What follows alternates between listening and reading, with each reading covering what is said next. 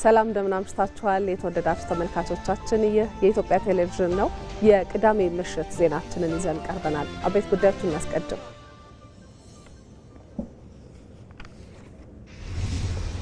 የአረንጓዴ አሻራ መርሃ ግብር የኢትዮጵያን የደን ሽፋን ከማሳደግ ባሻገር የአየር ንብረት ለውጥን የሚቋቋም የአረንጓዴ ኢኮኖሚ ግንባታን እያገዘ ይገኛል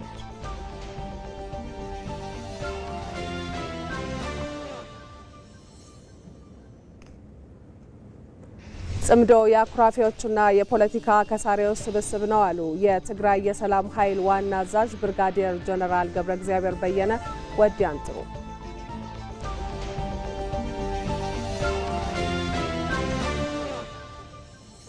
የኢትዮጵያ የባህር በርና የወደብ ባለቤትነት ጉዳይ ከፖለቲካዊና ታሪካዊ መብት ባለፈ የሕዝቧን የኑሮ ውድነት ጫና የሚቀንስ የህልውናና የኢኮኖሚ ነጻነት ጥያቄ ሆኖ ቀጥሏል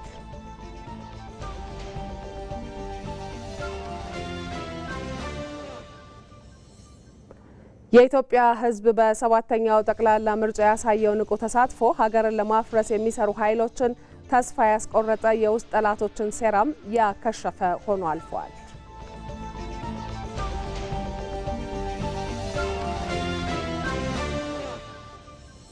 ለሶስት ወራት ያህል የዘለቀውን አስከፊ ጦርነት ለማቆም በኢራንና በአሜሪካ መካከል የመጀመሪያ ደረጃ የሰላም ስምምነት ሊፈጸም መቃረቡ ተሰማ። ከውጭ ያዝንላችሁ ጉዳይ ነው። ከምሽት ዜናዎች ጋር ማህሌት ታደለ ነኝ አብራችሁን ሁኑ ተመልካቾች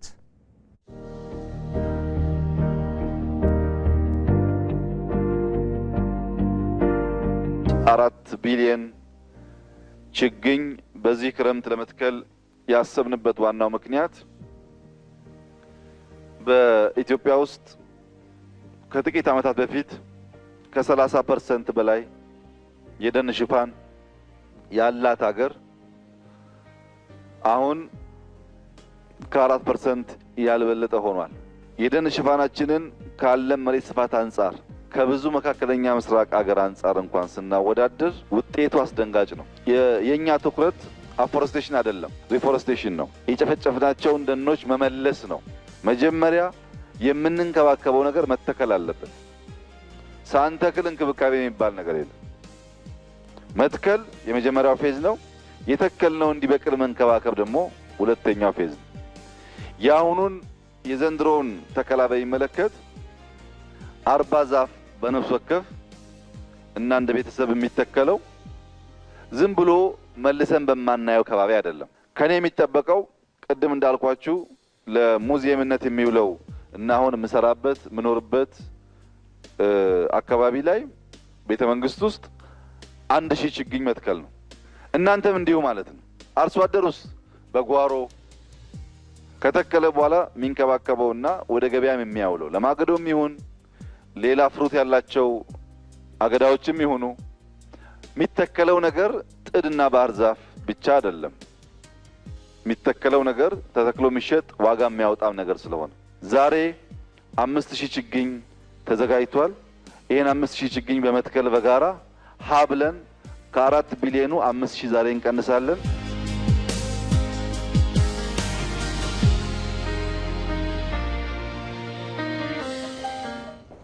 ወደ ቀዳሚው ዘገባችን እናልፋለን። ጠቅላይ ሚኒስትር አብይ አህመድ ኢትዮጵያውያን በዘንድሮው የአረንጓዴ አሻራ መርሃ ግብር እንዲሳተፉ ጥሪ ያቀረቡ። የአረንጓዴ አሻራ መርሃ ግብር ወቅት ላይ እንገኛለን ያሉት ጠቅላይ ሚኒስትሩ ከ8 ቢሊዮን በላይ ችግኞች ለተከላ ዝግጁ በሆኑበት በዚህ ወቅት አረንጓዴ ለሆነች ነገ ሁላችንም ተስፋን እንትከል ሲሉ መልእክታቸውን አስተላልፈዋል።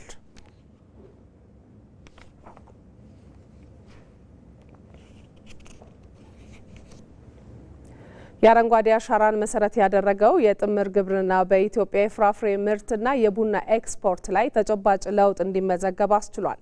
ባለፉት ዓመታት በተከታታይ የተተገበረው የአረንጓዴ አሻራ መርሃ ግብር ለወጣቶችና ሴቶችም የስራ ዕድልን የፈጠረ ሆኗል።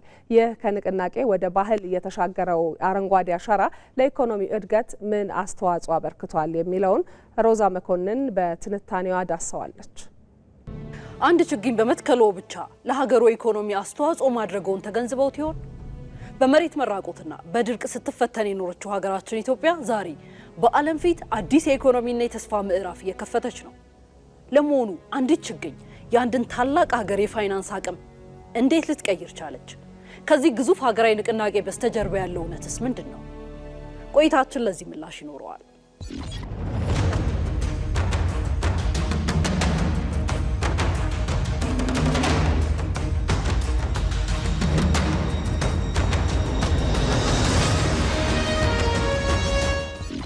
የአንድ ሀገር ገጸ ምድር ሲቀየር ከምድር ገጽታው በስተጀርባ ያለው የምጣኔ ሀብት አቅም በዚያው ልክ አብሮ ያድጋል።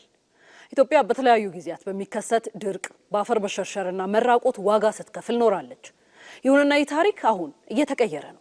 የዛሬዋ ኢትዮጵያ ታሪኳን በለመለመና ህያው በሆነ አረንጓዴ ቀለም እያደሰችው ትገኛለች። በ2011 ዓ.ም በጠቅላይ ሚኒስትር አብይ አህመድ አነሳሽነት የተጀመረው የአረንጓዴ አሻራ መርሃ ግብር አረንጓዴ ሽፋኗን ለተገፈፈች ምድር ታላቅ ብስራትን ይዞ ብቅ አለ። አዎ ከዚህ ጊዜ አንስቶ ነበር በኢትዮጵያ ምድር የተራቆቱ ተራሮችና መሬቶች ላይ ማራኪ አረንጓዴ ሸማ መታየት የጀመረው። ነገር ግን ይህ አረንጓዴ ማሳያ ለዓይን ማራኪነት ብቻ የተተወ አልነበረም። የኢትዮጵያን የማክሮ ኢኮኖሚ መዋቅር የሚያንቀሳቅስ ባለግዙፍ የፋይናንስ አቅም ሆኗል። አሁን ላይ ዛፎች ለቤት ማገዶነት የሚውሉበት ዘመን አክትሞ ወደ ላቀ የሀገር ካፒታልና የፖሊሲ መንደርደሪያነት የተሸጋገሩበት ወርቃማ ምዕራፍ ተጀምሯል። ዛፍ ስንተክል የተስፋ ዘር እየዘራን ነው እንደሚባለው አረንጓዴነት ዛሬ የህልውናም የኢኮኖሚ ተስፋ ነው። ዓለም አሁን የምትገኝበት የ21ኛው ክፍለ ዘመን የኢኮኖሚ መዋቅር የሚጠይቀው አረንጓዴነትን መሰረት ያደረገ ልማትን ነው። ትላልቅ ዓለም አቀፍ የፋይናንስ ተቋማት እንደ ዓለም ባንክና የዓለም አቀፉ ገንዘብ ድርጅት አይነቶች ብድርም ሆነ ድጋፍ ሲያጸድቁ ፕሮጀክቱ ለአየር ንብረት ተስማሚ መሆኑን እንደ ዋነኛ መስፈርት ያነሳሉ። አካባቢን በሚበክል መንገድ የሚመረቱ ምርቶች በዓለም ገበያ ላይ የማዕቀብና የከፍተኛ ታሪፍ ሰለባ የሆኑ ነው። ስለዚህ የአረንጓዴ አሻራ መርሃ ግብር ኢትዮጵያ ዓለም አቀፉ የኢኮኖሚ ስርዓት የሚጠይቀውን መስፈርት አሟልታ ተወዳዳሪ ሆና እንድትወጣ የሚያደርግ ወሳኝ የስትራቴጂክ አካል ነው።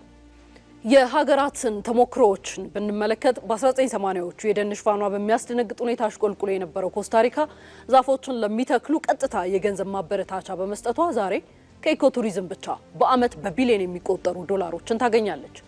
በተመሳሳይ ከኮሪያ ጦርነት በኋላ ተራሮቿ በአመድ ተሸፍነው የነበሩት ደቡብ ኮሪያም ተራሮቿን የአረንጓዴ የማልበስ ግዙፍ የእንጨትና የወረቀት ኢንዱስትሪዎችን መገንባት የቻለች ሀገር ሆናለች። የኢትዮጵያ ጉዞም ይህንኑ ስኬት በራሷ አውድ በተሻለ መንገድ የመድገም ሂደት ነው። ባለፉት የለውጥ ዓመታት ውስጥ ብቻ ሀገራችን አስደናቂ ማህበራዊና ኢኮኖሚያዊ አዝመራዎችን አጭዳለች። ከ48 ቢሊዮን በላይ ችግኞችን በመትከል የሀገራችንን የደን ሽፋን ወደ 23.6 በመቶ ማሳደግ ተችሏል።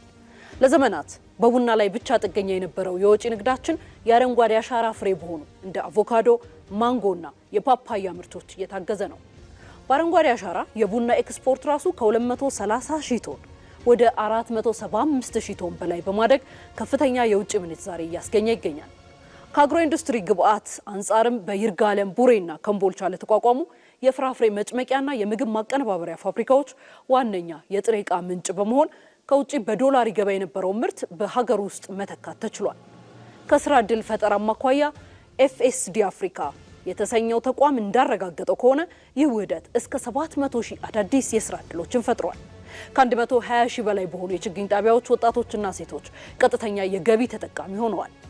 በቱሪዝምና የከተማ ውበት እንደ እንጦጦ ፓርክ፣ ወዳጅነት መናፈሻና ሳይንስ ሙዚየም ያሉ ስፍራዎች የሀገር ውስጥ ቱሪዝምን በማነቃቃት የቢሊዮኖች የገንዘብ ዝውውር ፈጥረዋል። የህዳሴው ግድብ ዋስትና በአባይ ተፋሰስ የሚገኙ የተራቆቱ መሬቶች በደን በመሸፈናቸው የደለል መጠን ቀንሷል። የአረንጓዴ አሻራ ኢኮኖሚያዊ ጠቀሜታ እዚህ ላይ ብቻ ያበቃ።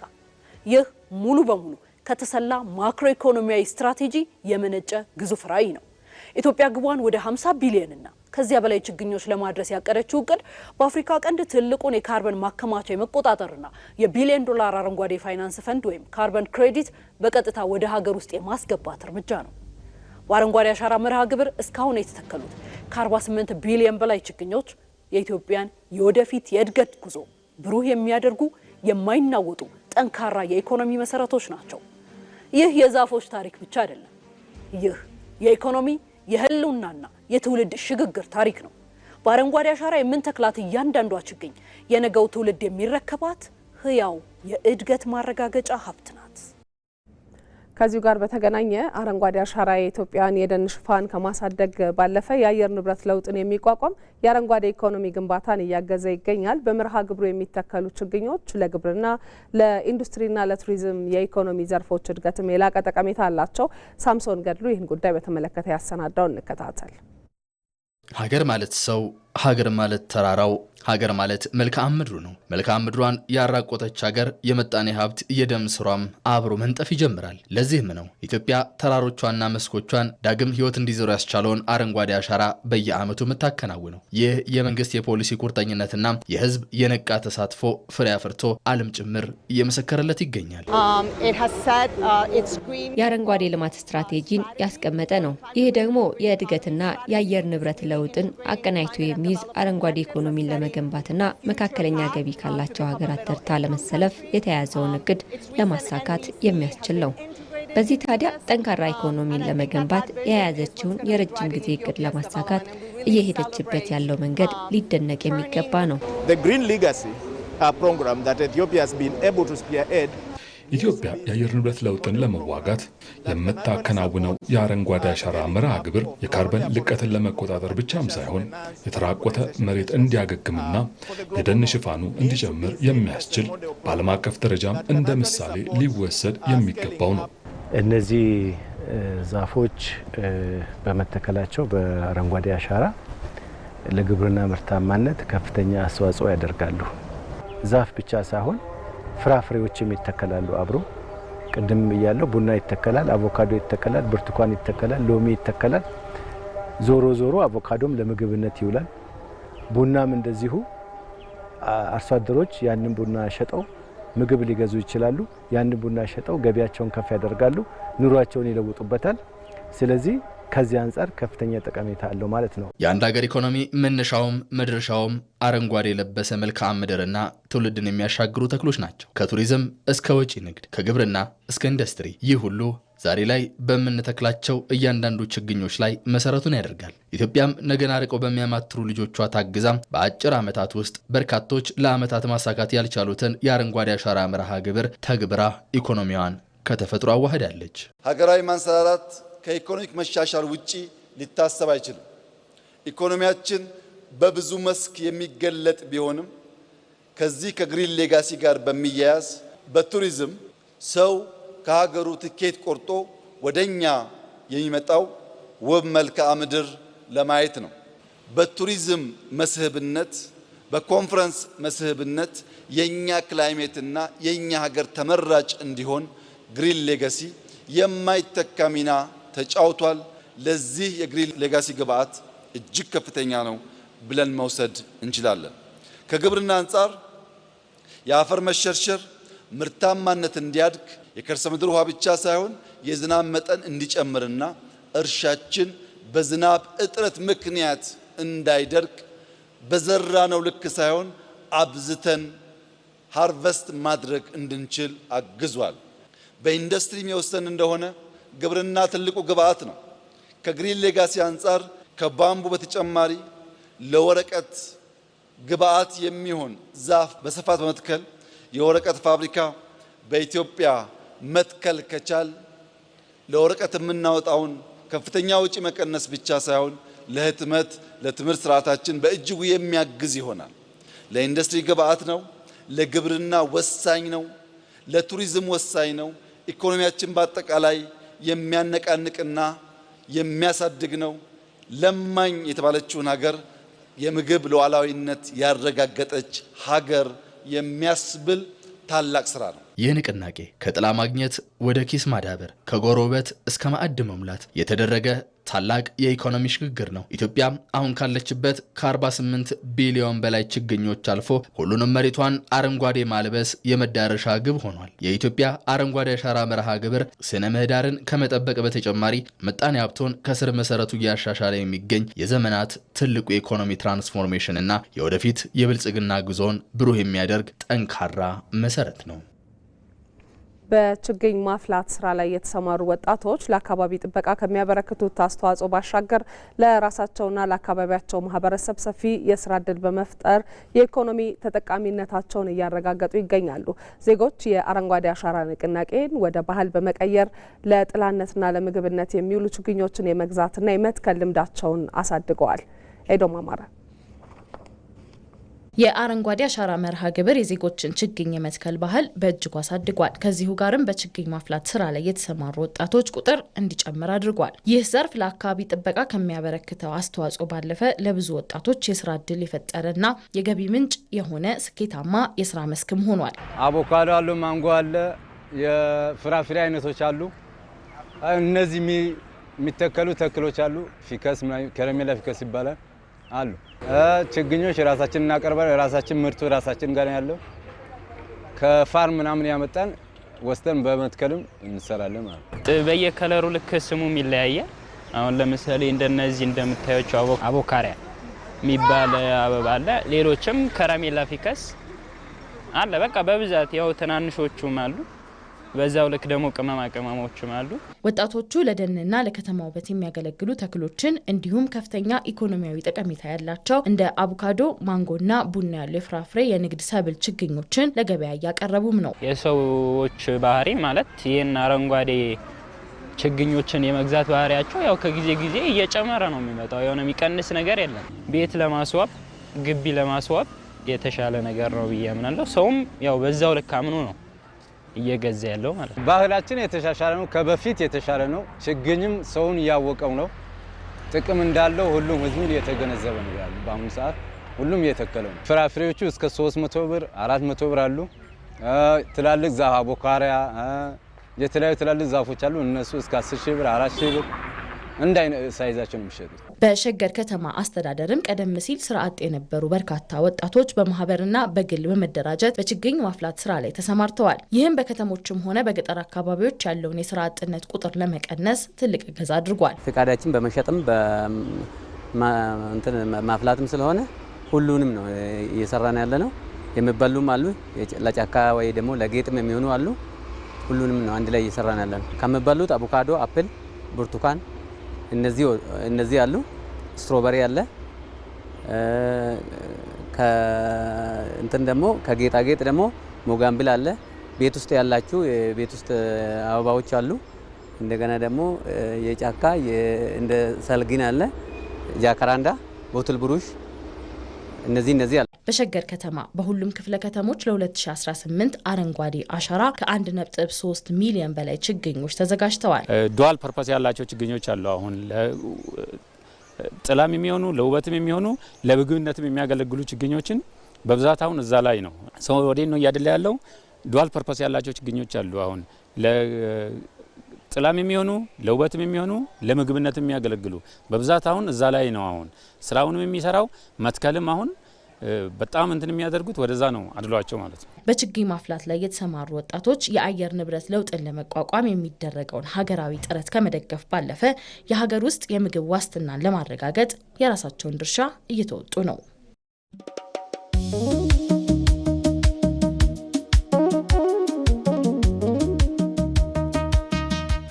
የዚህ ችግኝ ተከላ ጉዳይ ለውስጥ እርካታ ብቻ ሳይሆን ለአካባቢ ጥበቃ ብቻ ሳይሆን ለኢኮኖሚ ብቻ ሳይሆን በጣም በርካታ የሆነ ጠቀሜታ እንዳለው ተገንዝበን ለራሳችንና ለትውልድ እንዲሁም ለሀገር የሚሰራ ስራ መሆኑን አውቀን በጋራ እንድንቆም አደራ እያል ወደፊትም ተስፋ ያላት ሀገር በጋራ እንድንገነባ አደራ ልላችሁ ፈልጋለሁ።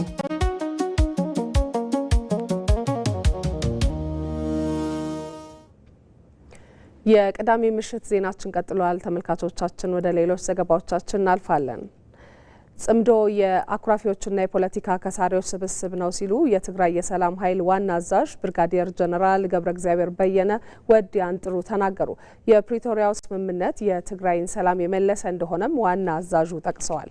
አባዲ ወይናይ በኢትዮጵያ ዘላቂ ሰላምን እውን እንዲሆን ከሀገራዊ ምክክር እስከ የተናጠል የሰላም አማራጮች ክፍት ተደርገው በርካታ ጥረቶች ፍሬ አሳይተዋል። ጥያቄ አለን ያሉ ወገኖች ጥያቄያቸውን ይዘው በሰላማዊ መንገድ ለማስመለስ ያሳዩ ተነሳሽነትም በተለያዩ አካባቢዎች አዎንታዊ ምላሽ አግኝተው ፍኖታቸው ሌሎችም አዲስ ፍኖት የተለመ ሂደት ሆኗል። ከዚህ አለፍ ሲልም በሰሜን ኢትዮጵያ ተከስተው የነበረውን ግጭት ለአንዴና ለመጨረሻ ጊዜ እልባት ለመስጠት ተፈርሞ የነበረው የፕሪቶሪያው ስምምነት የትግራይ ሕዝብን እፎይታ ሰጥቶ ፊቱን ወደ ልማት ማዞር በጀመረበትና መንግስታዊ አስተዳደሩ ከፌዴራል መንግስት ጋር በመሆን እየሰራ ባለበት ወቅት ሰላም የማይዋጥለት የህወሓት ቡድን ይህን ሂደት ለማኮላሸት ከውጭ ኃይሎች ጋር በመሆን አዲስ ሴራ ውስጥ ገብቷል። ይህም የክልሉን ሕዝብ ያሳዘነ ድርጊት ሆኗል።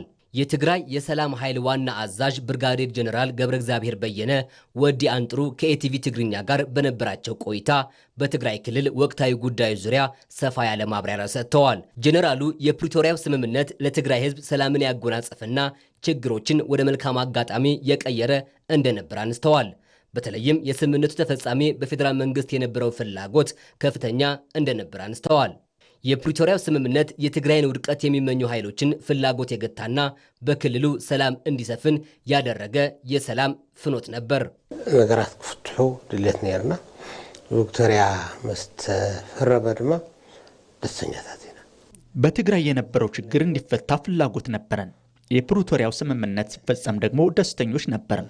ደካማ የሆነች ትግራይን ማየት የሚፈልጉ በክልሉ የፈለጉትን መፈጸም የሚፈልጉ ኃይሎች መጥተው ከባድ ኪሳራ አድርሰዋል። ይህ ኪሳራ ወይም ውድመት እንዲቆም አጥብቀን እንፈልግ ነበር። የፕሪቶሪያው ስምምነት ይህንን አስቁሞታል። ስምምነቱ ለትግራይ መልሶ መቋቋም ትልቅ ፋይዳ ነበረው። ሁሉም የማህበረሰብ ክፍል እጅግ ሲፈልገው የነበረ ነው። ስምምነቱ በክልሉ ሰላም በማስፈን ረገድ ሚናው የላቀ ነው። ነገር ግን የህወሓት ነገር ጠንሳሽነት ስምምነቱ ሙሉ በሙሉ ተፈጻሚ እንዳይሆን አድርጎታል። አሁን ላይ የህገ ወጡ የህወሓት ቡድን ጽምዶ በሚል ከሌሎች የትግራይ ህዝብ የውጭ ጠላቶች ጋር የፈጠረው ጥምረት ትርጉም አልባ ሲል ገልጸውታል። ጽምዶ የአኩራፊዎችና የባንዳዎች ስብስብ መሆኑን የጠቀሱት ጀነራሉ እኩይ ዓላማቸው እንደማይሳካም ጠቁመዋል። በጣም ብዙ መስዋዕት ከፊልና የትግራይ ህዝብ ብዙ መስዋዕትነት ከፍሏል። እነሱ ይህንን የሚያውቁት አይመስለኝም። አሁን የሻዕቢያ ተላላኪ ሆነዋል። አሁን ከማን ጋር ነው ጥምረት የፈጠሩት? ከትግራይ ህዝብ ታሪካዊ ጠላቶች ጋር ነው። ይህ በጣም ነው የሚያሳዝነው። ኢትዮጵያ የቀይ ባህር ተጠቃሚ እንዳትሆን ሻዕቢያ ፍላጎት አለው። ለዚህ ደግሞ መጠቀሚያ ማድረግ የሚፈልገው የትግራይን ወጣት ነው። ይህ መሆን የለበትም። ጽምዶ የከሰሩ ኃይሎች ስብስብ ነው። ይህ የሚያሳዝን ነገር ነው። ምክንያቱም ህዝቧን በአግባቡ መሰብሰብ ካልቻለች ሀገር ጋር ትግራይ ጥምረት ትፈጥራለች ማለት የሚያሳዝን ነው። የትግራይ የሰላም ኃይል በክልሉ የተረጋጋ ሰላም እንዲፈጠር ዓላማ ይዞ እየተንቀሳቀሰ እንደሚገኝ ዋና አዛዡ ብርጋዴር ጀነራል ገብረ እግዚአብሔር በየነ ወዲ አንጥሩ ተናግረዋል። ገለልተኛ ሰራዊት ክልዎና ምግባር ናይ ህወሓት ዝበሃል ሰራዊት እንተልዩ ተንካለት ፓርቲታትን ዝሳደድ አይሆን። የኛ ዓላማ አንዱ ገለልተኛ የሆነ ሰራዊት እንዲፈጠር ማድረግ ነው። የህወሓት የሚባል ሰራዊት ካለ ሌሎች ተሳዳጅ ይሆናሉ። ይህ መሆን የለበትም። ሌላው ዓላማችን የትግራይ ህዝብ የኔ ነው የሚለው አስተዳደር መፈጠር አለበት የሚል ነው። ህዝቡ በመረጠው መመራት አለበት የሚል የጸና ፍላጎት አለን። እንዲሁም በክልሉ ያሉ ችግሮች ሊፈቱ ይገባል። የተጎዱት እንዲካሱ፣ የተፈናቀሉት ወደ ቀያቸው እንዲመለሱ የሚል ዓላማ አለን። በትግራይ ላይ በድጋሚ ጦርነት እንዳይቀሰቀስና የህዝቡ ሰላም አስተማማኝ እንዲሆን የትግራይ ሰላም ኃይል ከፌዴራል መንግስት ጋር በቅንጅት እየሰራ እንደሚገኝም ዋና አዛዡ አረጋግጠዋል። የኢትዮጵያ የባህር በርና የወደብ ባለቤትነት ጉዳይ ከፖለቲካዊና ታሪካዊ መብት ባሻገር የህዝቧን የኑሮ ውድነት ጫና የሚቀንስ የህልውና እንዲሁም የኢኮኖሚ ነጻነት ጥያቄ ሆኗል። ኢትዮጵያ ለባህር በር በየዓመቱ የምታወጣው በቢሊዮን የሚቆጠሩ ዶላር ለሌሎች መሰረተ ልማቶችና ለኢንዱስትሪ ግብዓቶች ልታውለው የምትችለውን አቅም የሚፈታተን ጭምር ነው። ነጻነት ፍቅሮ በዚህ ጉዳይ ላይ ያሰናዳችሁ እንከታተል። የአንድ ሀገር ሁለንተናዊ እድገትና ብሔራዊ ሉዓላዊነት ከሚወሰንባቸው መሰረታዊ ጉዳዮች መካከል የጂኦፖለቲካዊ አቀማመጥና የዓለም አቀፍ የንግድ መስመሮች ተጠቃሚነት ቀዳሚውን ስፍራ ይዛሉ። ኢትዮጵያ በታሪኳ ያጋጠሟትንና አሁንም እየተጋፈጠቻቸው ያሉትን የማክሮ ኢኮኖሚ ፈተናዎች ከተመለከትን የባህር በር አልባነት ያስከተለው የትራንዚትና የሎጂስቲክስ ከፍተኛ ወጪ ዋነኛው ማነቆ ሆኖ ይገኛል። የሎጂስቲክስ ስርዓቱም ምርቶች እንግዲህ የአምራች ዘርፍ ሁሌ ለአንድ ሀገር ውስጥ ብቻ አይደለም ተወዳዳሪነቱን የሚያረጋግጠው፣ በዓለም አቀፍ ገበያ መለወጥ አለበት። ስለዚህ በጊዜው ምርቶች በሚፈልጉበት ቦታ መድረስ አለባቸው። ስለዚህ የትራንስፖርት የሎጂስቲክስ ስርዓታችን ከወደብ ጋር ይያያዛል፣ ያለን መሰረተ ልማት ጋር ይያያዛል። ከ20 እስከ 25 በመቶ በምርቶች በእያንዳንዱ ምርቶች ላይ ተጨማሪ ወጪ ያስወጣልና ከወደብ ማግኘት ጀምሮ የኢትዮጵያ መንግስት እየሄደበት ያለው ነገር የኢንዱስትሪ ዘርፉንም ተወዳዳሪነት ለመጨመር በጣም ያስፈልጋል። ከቅርብ ጊዜ ወዲህ በኢትዮጵያ ሕዝብና መንግስት ዘንድ ትልቅ ትኩረት የተሰጠው የባህር በርና የወደብ ባለቤትነት ጉዳይ ከፖለቲካዊና ታሪካዊ መብት ባሻገር ኢትዮጵያ በየዓመቱ የምታጣውን እጅግ ከፍተኛ የኢኮኖሚ አቅም ለማስመለስ የሚደረግ የህልውና ትግል ሆኗል። ለምሳሌ ኢትዮጵያ የራሷ የሆነ የባህር በር በማጣቷ ምክንያት በየቀኑ በቢሊየን የሚቆጠር ብር ለወደብ ወጪ ታወጣለች። ለምሳሌ ለወደብ ጅቡቲ እና በሌሎችም ቦታዎች በቢሊየን። ይሄንን ጥያቄ ዝም ብሎ ጥያቄ አይደለም፣ የህልውና ጥያቄ ሆኖ ነው የመጣው። የመኖር ያለ መኖር መብት የተወሰነው በምንፈልገው ፍላጎት ነው። እንደ ሀገር ደጋግሜ የምናገረው እንደ ሀገር ከፍተኛ የሆነ የአቅርቦትና የፍላጎት አለመመጣጠን አለ።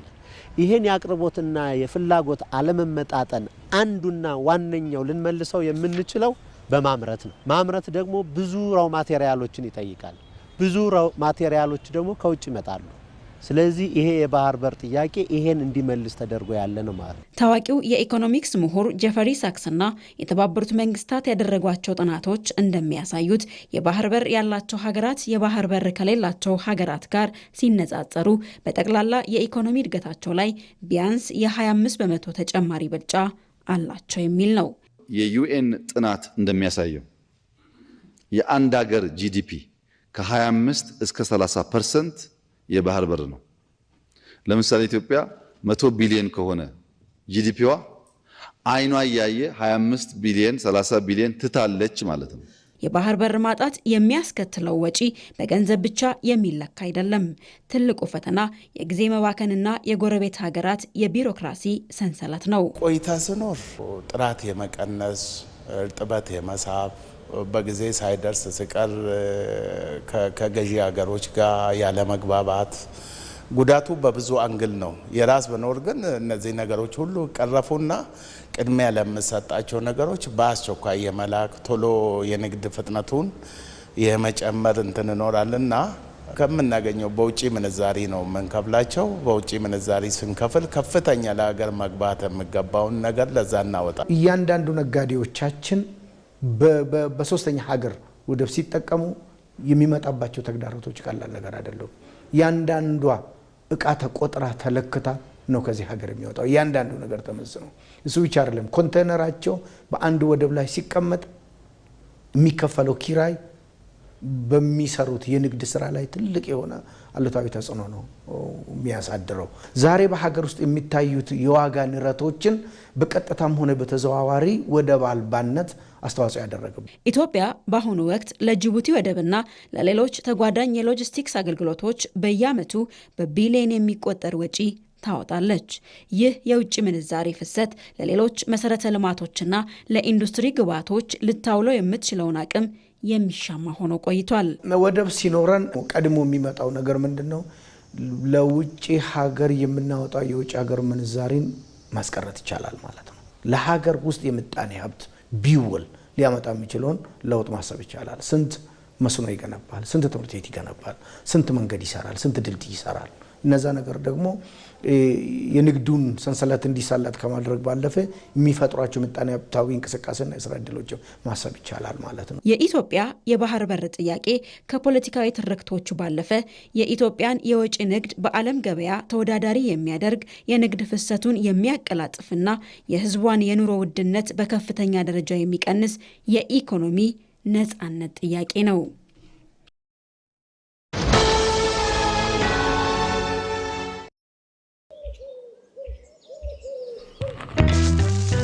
ቆይ አንዴ እንዳትሄድ ጠብቀኝ። የሲቪ ቪዛ ካርድ አዝዤ መምጣት ብቻ ነው።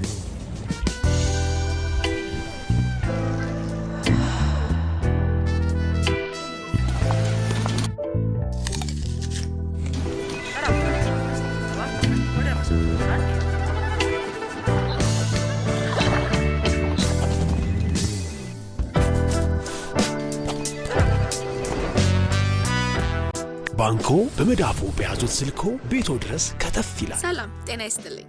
በማንኛውም ሰዓት በተመቸው ቀን ባሉበት ሆነው የኢትዮጵያ ንግድ ባንክን ቪዛ ካርዶን በስልክዎ ማዘዝ ይችላሉ። የሲቢ ሞባይል ባንኪንግ መተግበሪያውን ይክፈቱ። ባንኪንግ የሚለውን ይክፈቱ። ቪዛ ካርድ ሰርቪስ የሚለውን ይምረጡ። ይፈልጉ ምትክ ወይም አዲስ መጠየቅ። የካርዶን አይነትና የሚወስዱበትን ቅርንጫፍ መርጠው ያረጋግጡ። ባንክ የሚመጡት ካርዶን ለመውሰድ ብቻ ነው። አሁኑኑ ያመልክቱ። በፍጥነት ካርዶን ይውሰዱ። የኢትዮጵያ ንግድ ባንክ፣ ሁሌም የሚተማመኑበት ባንክ።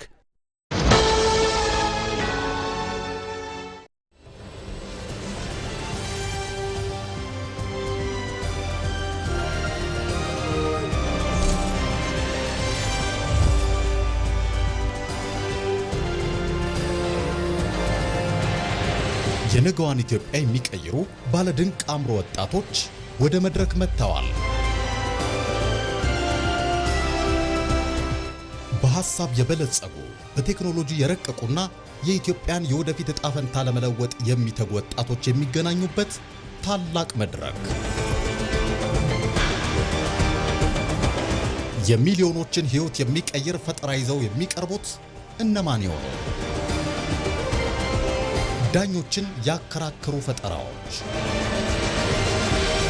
ብርቱ ፉክክር የሚስተዋልበት ዌቡ ላይ ሌላ እዚህ ላይ ግን የተረዳችሁ አይመስለኝም። ቆል ጨርስላ ሲስተሙን በመጠቀም የራሱ ምርት ያስገባል። እዛ ላይ ያለውን ይመዘግባል። በስልክ አፕሊኬሽን ነው የሚጠቀመው። ዴታ ስማርትፎን መጠቀም አለበት። 4-5 ቋንቋዎች ትሬን አድርጌያለሁ አልከኝ። ከ10ኛ ክላስ እያለሁ ነው ኮድ ማድረግ የጀመርኩት። ድንቅ የፈጠራ ስራዎች የሚወጡበት መድረክ ኢትዮ ስታርታፕ በቅርብ ቀን በኢቲቪ ዜና ቻናል ይጠብቁን።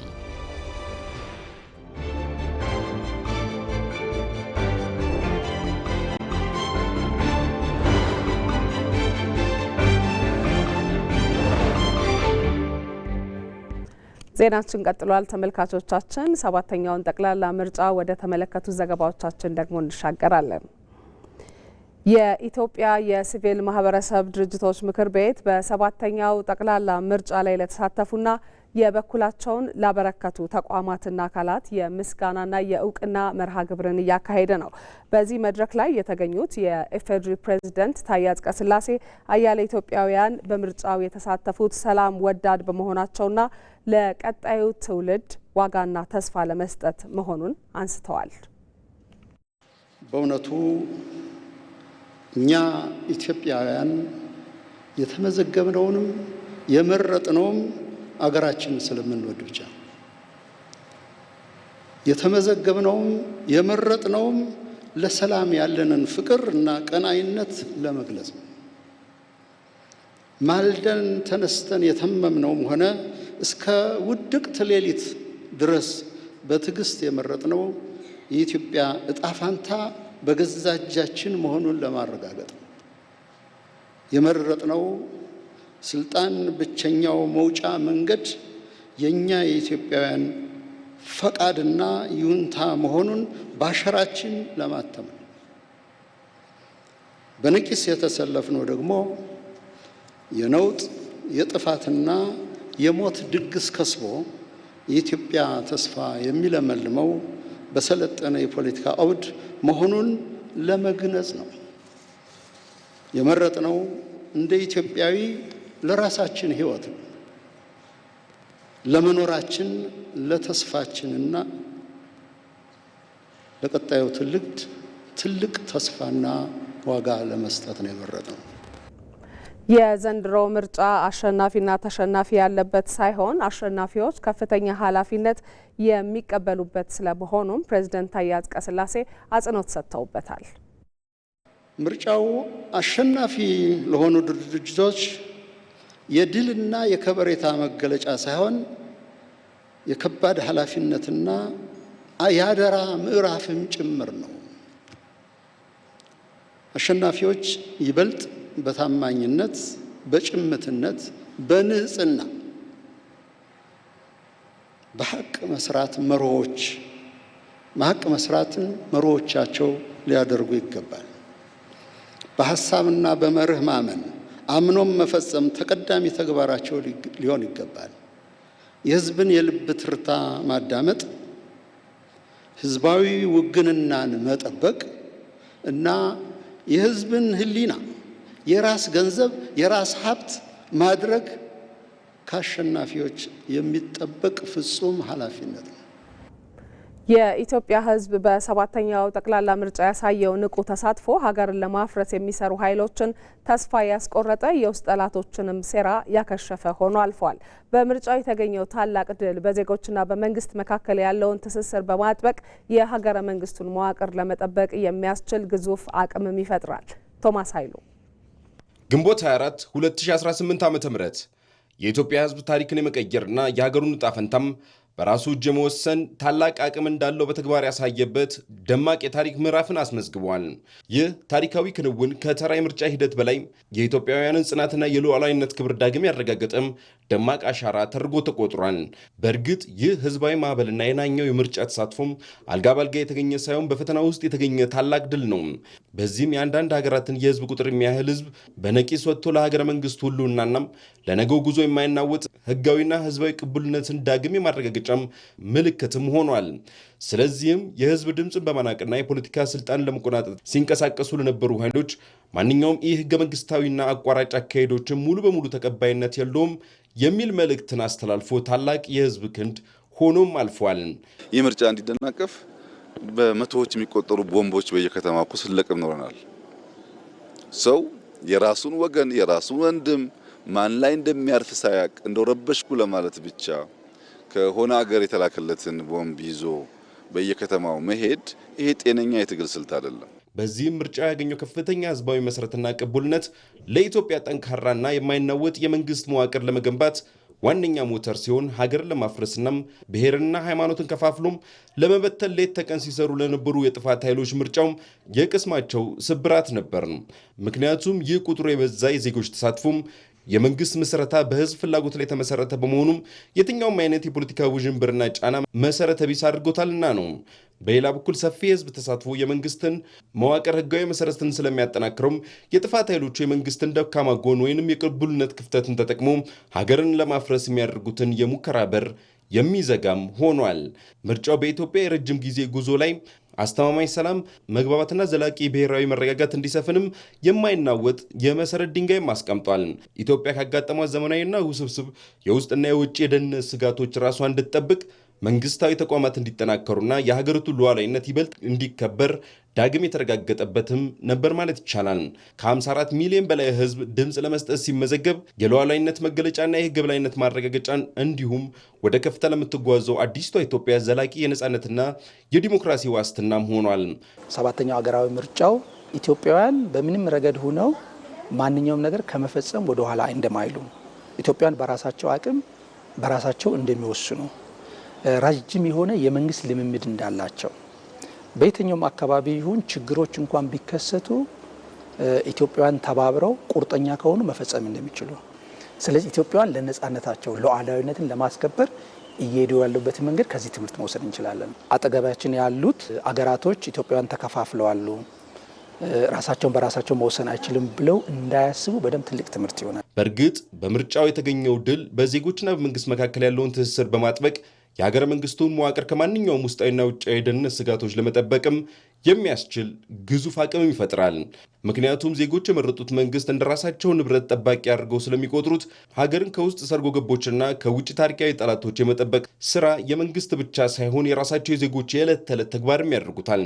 ይህ ደግሞ በውጭ ኃይላት የሚሰነዘሩ ስትራቴጂያዊ፣ ዲፕሎማሲያዊና የደህንነት ስጋቶችን ለማክሸፍ የውስጥ አንድነት መኖሩን ወሳኝ መሆኑን ልብ ይለዋል። በዚህም እጅግ ቁጥሩ የበዛው መራጭ ህዝብ ጥብቅ ትስስር ለኢትዮጵያ የደህንነት ተቋማት የማይበገር ጋሻ በመሆን የሀገረ መንግስቱ ሉዓላዊነት በጽኑ መሰረት ላይ ያቆመዋል። በአጠቃላይ የኢትዮጵያ ህዝብ በምርጫው ያሳየው ንቁ ተሳትፎና ያስመዘገቡ ድል ታሪካዊ አጋጣሚ ሳይሆን ሀገርን ለማፍረስ የሚሰሩ ኃይላትን ተስፋ ያስቆረጠም፣ የውስጥ ጠላቶችን ሴራ ያከሸፈም እንዲሁም የሀገረ መንግስቱን መዋቅር ከማንኛውም ውስጣዊና ውጫዊ የደህንነት ስጋት የጠበቀ ታላቅ የሉዓላዊነት ማረጋገጫም ጋሻ ነው። ይህ ድል ለነገዋ ኢትዮጵያ የማይናወጥ የህግ የበላይነት የዲሞክራሲና የዘላቂ ሰላም ማህተም ሆኖ ይኖራል። ሰባተኛውን ጠቅላላ ምርጫ ለማስተጓጎል የተሞከሩ የውስጥና የውጭ ድብቅ አጀንዳዎችን ኢትዮጵያውያን በጋራ አክሽፈዋል። የምርጫው በሰላም መጠናቀቅ የኢትዮጵያን ብሔራዊ አንድነት ለመናድና ምርጫውን ለማስቆም የተሸረቡ የውስጥና የውጭ ኃይሎችን ሴራም ሙሉ በሙሉ ያመከነ ህዝባዊ ድል ሆኗል። ምርጫው ኢትዮጵያውያን በሀገራቸው ቀውስ እንዲፈጠር የሚፈልጉ አካላትን ሴራ በሰላማዊና በዲሞክራሲያዊ መንገድ የመመከት ጥበብና ብስለት እንዳላቸው ለዓለም ያስመሰከሩበት ክስተት ሆኖ አልፏል። መሐመድ አልቃድር ዝርዝሩን ይነግረናል። ወንደሰና ፍልሚያው የሉዓላዊነት ማህተምን በህዝብ ድምጽ የማሳረፍና የጥፋት ሴረኞች ነበር። ሁሌም በኢትዮጵያ ሰማይ ስር አዲስ ምዕራፍ ሊከፈት ሲል በአንድ በኩል ሀገርን የማፍረስና የህዝብን አንድነት የመናድ ድቅድቅ የጥፋት ሴራ፣ በሌላ በኩል ደግሞ የሀገርን ህልውና የማስቀጠልና የሉዓላዊነት ብርሃን ፍልሚያ ይገጥማሉ። እነዚህ ክስተቶች ተራ የፖለቲካ ውድድር ሳይሆኑ ሀገርን የመበተን ስውርም ገሃዳዊም አጀንዳ ናቸውና ግን አሸናፊነቱ በህዝብ የመጽናት አቅም ይጠናቀቃል። የቅርብ ጊዜ ትውስታችን ሰባተኛው ጠቅላላ ምርጫም የውስጥና የውጭ ጥፋት ኃይሎች የሴራ ድግስ ሰለባ ነበር። ኢትዮጵያን ያለ መንግስትና ያለ መዋቅር በማስቀረት የታሪክ ፍርስራሽ ማድረግ፣ ለዚህም ሲሉ የሽብር ማዕበልን ለመቀስቀስ የውስጥ ባንዳዎችን በገንዘብና በሀሳብ ለማስታጠቅ እንዲሁም በውጭ ሚዲያዎች በኩል ኢትዮጵያ ልትፈርስ ነው የሚል የሐሰት ፕሮፓጋንዳን ለማንገስ ሌትና ቀን ደክመዋል። እነሱ የጦርነት ነጋሪት እየጎሰሙ ህዝቡን በብሔርና በሃይማኖት ከፋፍለው እርስ በርስ ለማፋጀት ስሌታቸው አስቀመጡም። ደራሲና ዳይሬክተር አለው፣ ተዋናይ ደግሞ አለ። ያው እንደሚታወቀው ማለት ነው። ደራሲው ማን እንደሆነ ይታወቃል። የካይሮ ፋርዖን ልክ ጄኔራሉ እንዳሉት ነው። ዳይሬክተሩ ምናልባት አጠገባችን ያሉ መሪ ሊሆኑ ይችላሉ። ተዋናዩ በጣም ያሳዝነው ግን ከኢትዮጵያ የምታህል ትልቅ የታሪክ ሀገር ተነስቶ የዚህቺ የማያውቁት ድርሰት ተዋናይ መሆናቸው ኢትዮጵያውያን ናቸው ተዋናዮቹን። በዚህ ላለፈው 1000 ምናምን ዓመት የኢትዮጵያ መስቀልቅል የኢትዮጵያ ታላቅነትን ያስቆለቆለው በእነዚህ ኃይሎች ናቸው። በግብጽና ከዛ ጀርባ ያሉ ኃይሎች ማለት ነው። በእነዚህ የተዘጋጀው ድግስ ላይ ማግኘት እንደ አንድ ኢትዮጵያው ግን በጣም ያሳፍራል። የሆነው ግን ይህ ነው። እነሱ በውጭ ሆነው ሞቷን ሲመኙ የውስጥ አርበኞቿ ጥፋትን ሊዘሩ ማዕበል ያስነሱትን መከቱም። በዚህም ጠላት በፕሮፓጋንዳ በጨለማ ሲጋረድ ኢትዮጵያዊነት በብርሃን ቆመም። ምርጫውን በማስቆምና የህግ ክፍተት በመፍጠር ሀገሪቱን ወደ ማለቂያ የሌለው የእርስ በርስ ጦርነትና ትርምስ የመክተቱ አካሄድ ተገታም።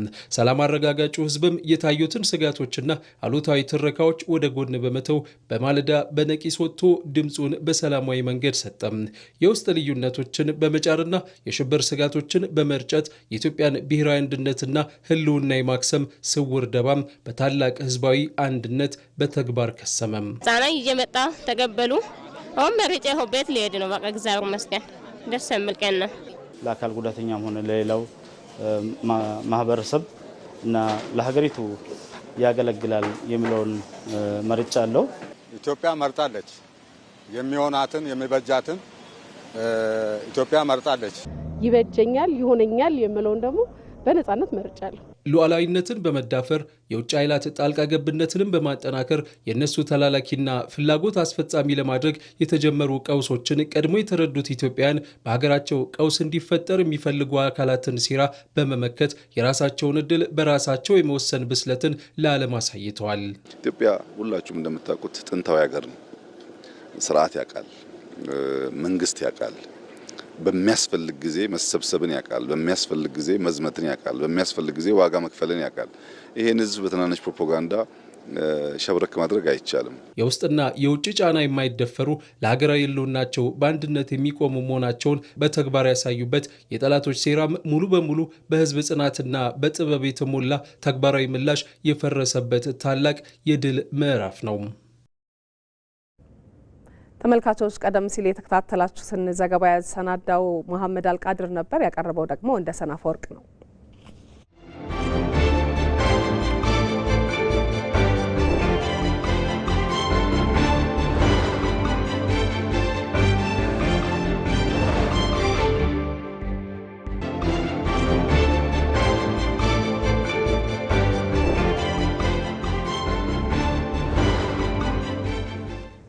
ወደ ሌሎች ዘገባዎቻችን ደግሞ እንሻገራለን።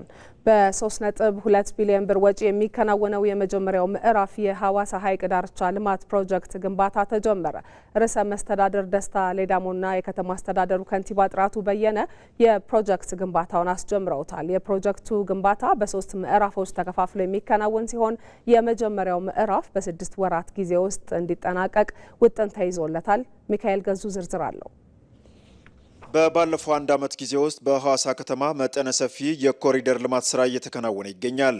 ስራው የመሰረተ ልማት አቅርቦትን በማሻሻል ከተማዋ አዲስ ገጽታ እንድትላበስ አድርጓታል። አሁን ደግሞ የከተማዋ መገለጫ የሆነው የሐዋሳ ሐይቅ ዳርቻ ልማት ፕሮጀክት የመጀመሪያው ምዕራፍ ግንባታ ተጀምሯል። የሐዋሳ ከተማ አስተዳደር ከንቲባ ጥራቱ በየነ ፕሮጀክቱ በከተማዋ አጠቃላይ እንቅስቃሴ ላይ የጎላ ፋይዳ ያለው ስለመሆኑ ተናግረዋል። ሐይቁን ማልማት የአካባቢ ጥበቃ ጉዳይ ብቻ ሳይሆን የከተማችን ብሎም የክልላችን የኢኮኖሚ እድገት፣ የቱሪዝም መስፋፋት ብሎም የሥራ ዕድልና ትውልድን የማስቀጠል ጉዳይ ጭምር ነው። ይህ ፕሮጀክት ሲጠናቀቅ ሐዋሳ የበለጠ ውብ፣ የበለጠ ማራኪ እንዲሁም የበለጠ ተወዳዳሪ እንድትሆን ያደርጋታል። ለቱሪዝም ገቢ እድገት እንደዚሁም ለሥራ ዕድል ፈጠራና ለከተማ አጠቃላይ ኢኮኖሚ እድገት ጉልህ አስተዋጽኦ ይኖረዋል። ፕሮጀክቱ አረንጓዴ ልማት፣ የእግረኛ መንገድና የመዝናኛ ስፍራዎችን ጨምሮ ሌሎች መሰረተ ልማቶችን አካቶ የሚከናወን ነው። የመጀመሪያው ምዕራፍ ግንባታ ፍቅር ሐይቅ፣ አሳ ገበያና አሞራ ገደል የሚባሉ አካባቢዎችን አጠቃሎ የሚከናወን ሲሆን ግንባታው በ3.2 ቢሊዮን ብር ወጪ የሚከናወን ይሆናል። የሲዳማ ክልል ርዕሰ መስተዳድር ደስታ ሌዳሞ የህዝብ ተጠቃሚነትን የሚያረጋግጡ የልማት ስራዎች ልዩ ትኩረት ሰጥቷቸው እየተከናወነ ይገኛል ብለዋል። የሐዋሳ ልማት በየአቅጣጫው በደመቀ ሁኔታ ቀጥለዋል። እስካሁን በሰራነው ስራ ከ10 ኪሎ ሜትር የሚበልጥ ከተማውን ከፍ የሚያደርጉ የኮሪደር ልማት ስራዎችን ማሳካት ተችሏል። አሁንም ቢሆን ከ3.5 ኪሎ ሜትር በላይ የሆነ ኮሪደር ልማት ስራ እንደዚሁ ተጠናክሮ እየቀጠለ ይገኛል። በዚህ ደረጃ የሚያበቃ ሳይሆን ይሄ እስከ ሰኔ 30 እንዲጠናቀቅ አቅጣጫ ተቀምጦ እየተሰራበት ይገኛል። ከሰኔ 30 በኋላ በአዲሱ በጀት ዓመት ወዲያውኑ ጊዜ ሳናጠፋ የጀመርነውን ከጥቁር ውሃ እስከ ሞኖፖል የሚቀጥለውን የኮሪደር ልማት አጠናክረን የምናስቀጥል ይሆናል። የሐይቅ ዳር ልማት ፕሮጀክቱ 12 ኪሎ ሜትር የሚሸፍን ሲሆን አጠቃላይ ስራው በማህበረሰቡና በመንግስት ተሳትፎ የሚከናወን ነው። ማህበረሰቡና ተቋማት ለከተማዋ ልማት የሚያደርጉት ድጋፍ ወሳኝ በመሆኑ ሊጠናከር እንደሚገባም ርዕሰ መስተዳድሩ አመልክተዋል። ልማት ወዳዱ የከተማው ማህበረሰብ በባለቤትነት ስሜት ልማቱንም እየመጣ እየጎበኘ ቀደም ብሎ የተሰራውንም እየተጠቀመም እየጠበቀም እየተንከባከበ የጀመርነውን ልማት እንድናስቀጥል በሚችለው ሁሉ ከጎናችን እንዲቆም የከተማው ማህበረሰብ ብቻም ሳይሆን የሲዳማ ክልል ነዋሪዎችም እንደዚሁ በአቅማቸው ዋና ከተማቸውን በጋራ ከኛ ጋር ሆነው እንዲያለሙ፣ ሌላ የሐዋሳ ወዳጅ ከሀገር ውጭም ያሉ ሀገር ውስጥም ያሉት እንደዚሁ በዚሁ የተቀደሰ ዓላማ ትብብር እንዲያደርጉ ጥሬን እያስተላለፍ የፕሮጀክቱ ግንባታ በ3 ምዕራፍ ተከፋፍሎ የሚከናወን ሲሆን የመጀመሪያው ምዕራፍን በ6 ወራት ጊዜ ውስጥ ለማጠናቀቅ ታቅዷል።